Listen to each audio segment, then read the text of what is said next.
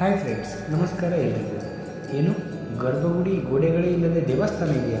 ಹೌದು, ಸೌತಡ್ಕ ಗಣೇಶ ಧರ್ಮಸ್ಥಳದಿಂದ 18 ಕಿಲೋಮೀಟರ್ ದೂರದಲ್ಲಿದೆ.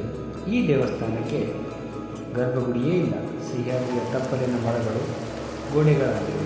ಆಕಾಶವೇ ಚಪ್ಪರ. ಮಾನ್ಸೂನ್ನಲ್ಲಂತೂ ನಿತ್ಯ ವರುಣದೇವನಿಂದ ಅಭಿಷೇಕ.